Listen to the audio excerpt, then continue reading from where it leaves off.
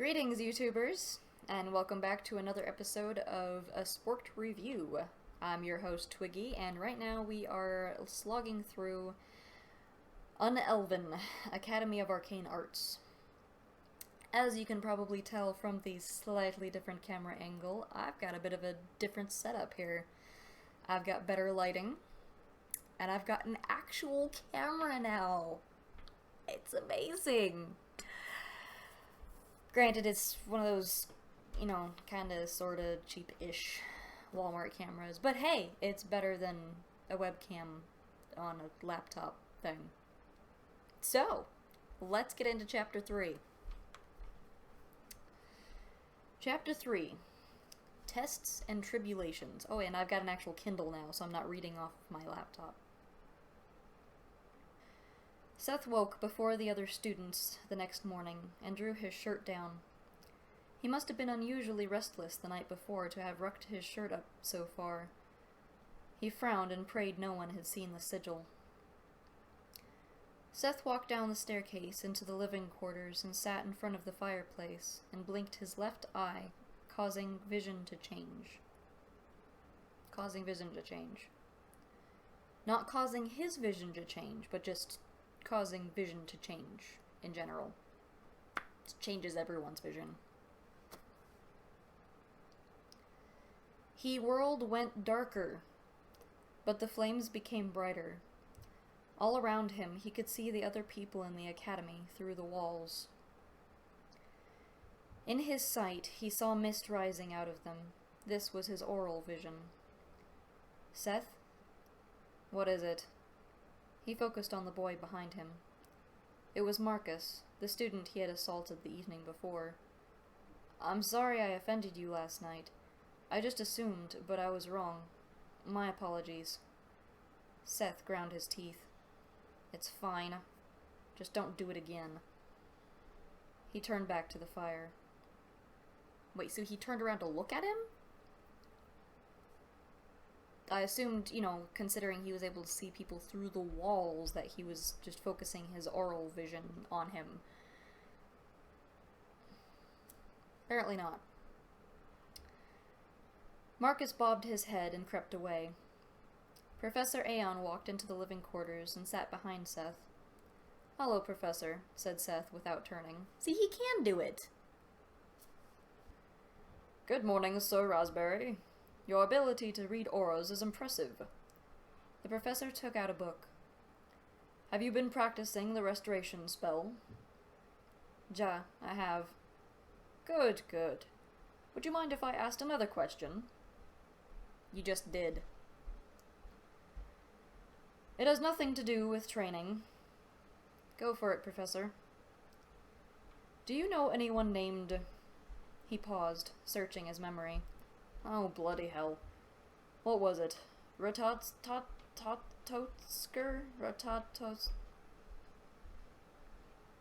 I think we determined in Chapter 0 that we were going to call him Rattata.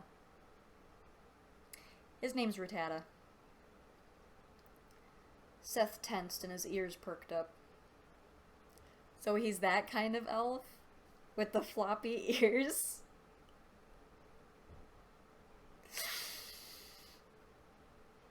Oh my goodness. I have a whole new image of him now. Nee, I haven't heard of him before. Is he a student here or something? The professor smirked. One could say that. I was just curious. It's time for your test. Follow me, please. The professor rose from the couch, and Seth ran back to the dormitory to grab his robe and eye patch. Properly attired, he followed the professor towards the classroom. Professor, why are we taking a test so early? I don't have restoration class until later today. Professor? But it was no use. Professor Aeon just hurried faster. What's the test? Asked Seth as soon as the door slammed behind him. He jumped the noise. I'm assuming that's supposed to be at. And turned to see Maggie suspended and unconscious in mid-air. So Professor Aeon is secretly Ganondorf?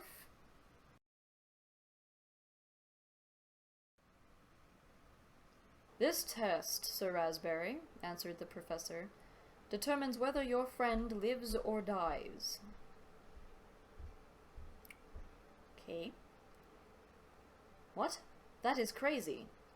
I know, that is so crazy. This man is insane. The professor waved a hand carelessly.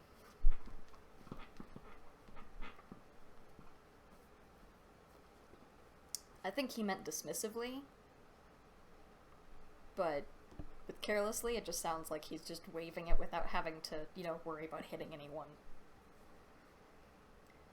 Casting enchantments on students, using illusion spells without the guidance of a superior. If illusion magic is supposed to be used with guidance, why did they teach them to first-year students in the first semester?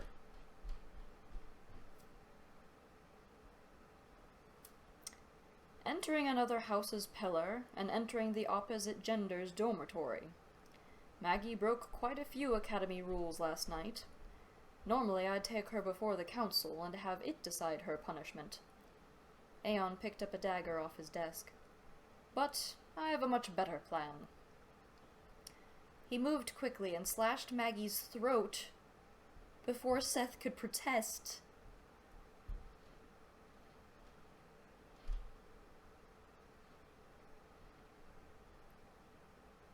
The professor snapped his fingers and Maggie woke and fell to the ground, gagging on her own blood.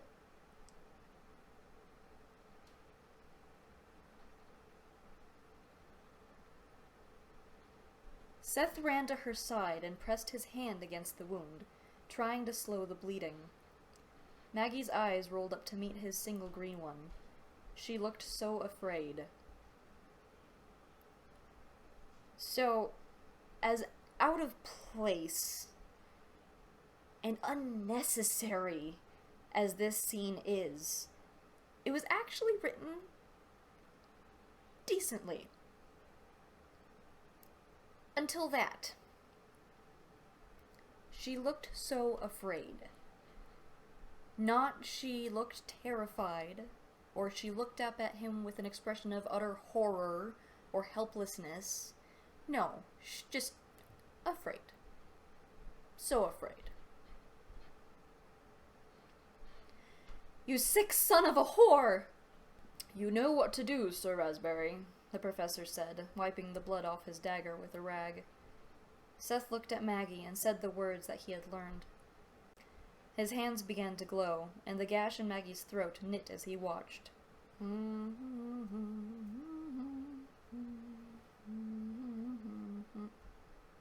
you mind, kid? I'm busy here.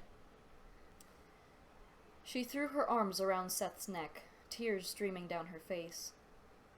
I could never use that spell before. You were always able to cast the spell, Sir Raspberry. You learned it in a single day, which no one else has ever done before.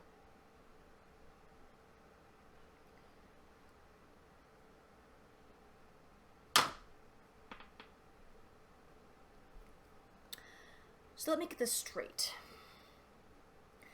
You gave this boy a spell that he had to learn in a single night. Something no one else has ever done before. Yet you assumed that he would learn it, that he did learn it, and that he would be able to save his friend's life before she died. You also assumed that he had the sturdiness of mind to act in such a situation with a spell that he just barely learned. He expected this kid who has watched his friend get her throat sliced open not so long after he watched his previous two friends be slaughtered. And yet he expected him to know this spell and perform it perfectly. What the fuck were you thinking?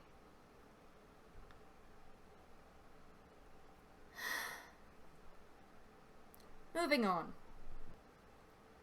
What you really want to know is why it never worked before.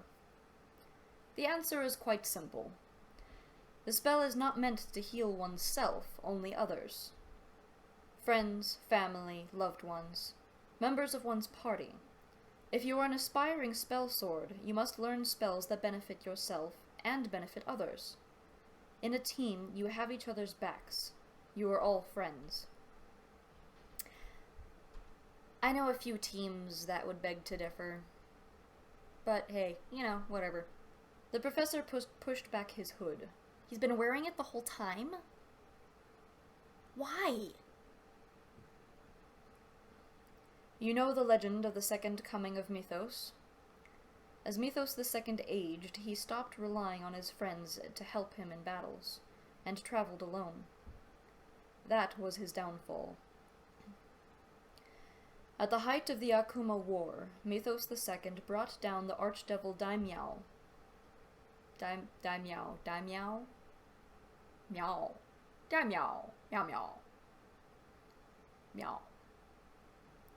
At the cost of his own life.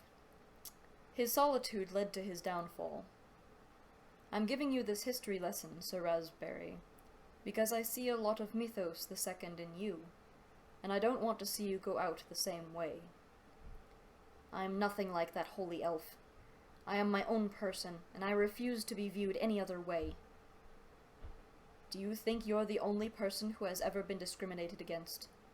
Do you think you're the only person in all the kingdoms who is judged for what he or she is? The professor glared.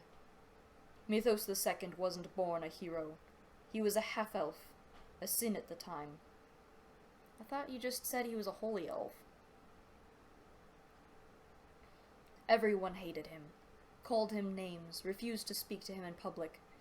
I've been discriminated against, by my own people. Things never change, Sir Raspberry, but you can. Prove to everyone that you're more than the stereotypes. My lesson is over. Get out of my classroom. Dick. Seth helped Maggie to her feet, and they moved for the door. Like it or not, Sir Raspberry, said Aeon. But you're very much like him, and I refuse to watch you go down the same path. Seth nodded and exited with Maggie. The professor sat down again, sighing heavily. He rubbed his eyes and leaned back in his chair. You miss him, don't you? The professor turned to see Maggie's Twillet elf standing in the darkened classroom. Maggie's Twillet elf? I'm assuming he means the Twillet elf that Maggie had been speaking to the night before. But it just sounds like she's gotten herself a pet Twillet elf. Classes hadn't started yet, but the students were awake and getting ready for the day. Seth sat on a bench in the courtyard, deep in thought. His revere was broken when a heavy hand slapped his back. Hey, Cyclops, what's up? Malachite sat on the bench next to him. Feel any better? Seth asked. I've got a massive headache, but I'm fine. I haven't seen Maggie yet. Where is she?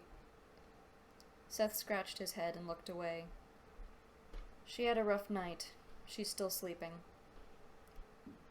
Malachite nudged Seth roughly with his elbow. Rough night, eh?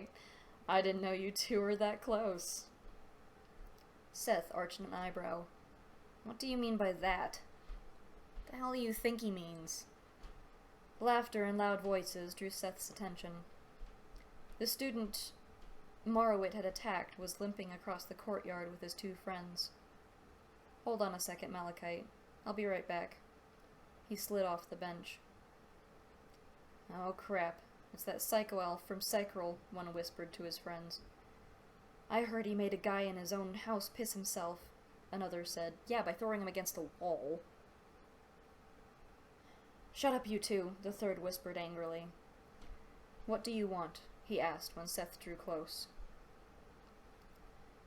I saw what Marowit did to you. I hope you are feeling better, Seth said. The student rubbed his head, where Marowit's spell had hit him. Yeah, that's right, he hit him in the head. Why the hell is he limping? Did he give him brain damage or something? I'm fine. The clerics in the hospital wing know their craft. It was my fault. I should learn to control a fireball spell before I show it off.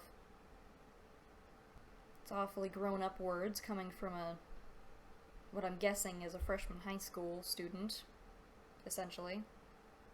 How old are these characters, anyway? I was just making sure. I'll see you in destruction class later today. Seth walked back and sat down next to Malachite. Mate, did you really just ask that guy if he was okay? Yeah, what of it? I've never seen you care about anybody. What happened? Hell, I thought you still hated me because I'm a human. If he hated you, why would he be friends with you? What? My hatred for the lesser races has no bounds, but I couldn't stand what that Klutsak of an archmage did. Klutsak. I think I'm pronouncing that right. Seth threw back his hood and leaned against the back of the bench. And I don't hate you. Malachite embraced Seth. Best of buds forever!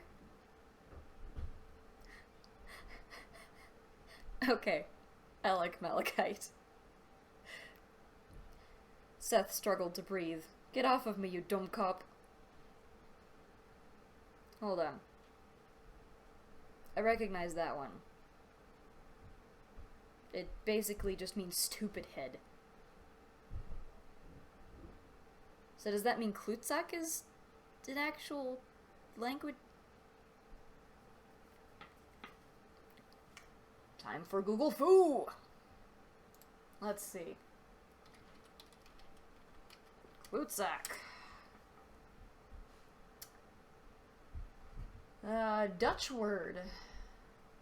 Translated literally to English, ballsack.